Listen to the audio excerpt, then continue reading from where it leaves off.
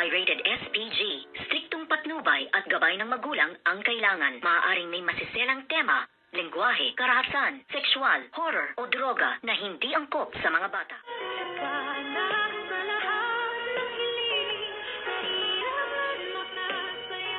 Good morning and welcome sa aking munting channel. Dumating na nga ang resulta ng DNA test na sana nga ay kanilang titignan. Ngunit bago pa makuha ang result ng DNA test ay nagawan na ito ng paraan ni Madam Chantal kung ano ang kanyang gagawin para nga hindi matrace na si Morgana Go at si Moira ay iisa, na ito nga ang tunay na mami nito ngang si Zoe, kung kaya't kinausap nga ni Madam Chantal ang tunay na Morgana Go na half-sister nga nitong si Moira.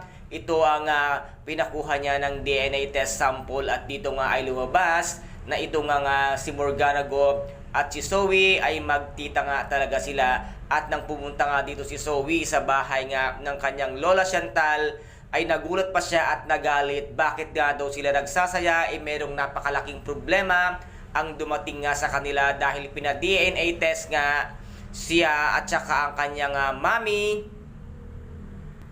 Kung kaya't ang naisip nga dito ni Zoe ay matitiklo na naman sila ng kanyang tita Morgana or ng kanyang mami demunyitang si Moira, dahil nga mismong si Doc RJ ang nagpa-DNA test. Ngunit sinabi naman ni Madam Chantal na wag na siya mag-alala dahil nagawa niya na ito ng paraan. At paano? Ito nga ang katanungan dito ni Zoe, na sinabi nga niyang inutusan ko na si Gilbert dahil narinig nga ni Gilbert na ito nga si Dr. Annalyn Santos ay planong ipa-DNA test, kung kaya't nagawa nila agad-agad ng paraan. Sa lahat na lang ba ng iyong mga kalokohang pinagagawa nito nga si Moira, si Madam Chantal at ng kanilang grupo ay lagi na lamang silang nakakalusot, lagi na lamang kawawa ang ating bidang si Miss Lynette Santos at ang ating bidang-bidang si Dr. Annalyn Santos, na lagi na lamang sila na ang nagmumukhang kawawa at lagi nga kontrabida. At dito naman ay hindi papayag nga itong si Miss Lynette Santos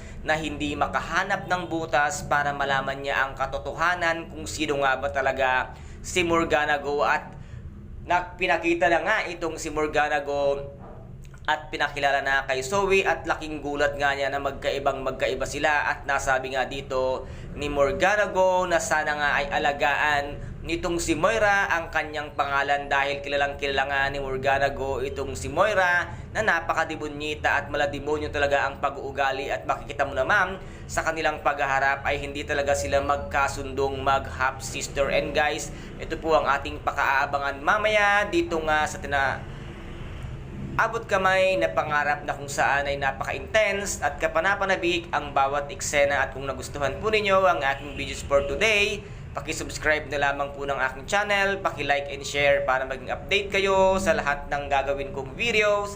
Maraming salamat po. Ingat, God bless and bye-bye!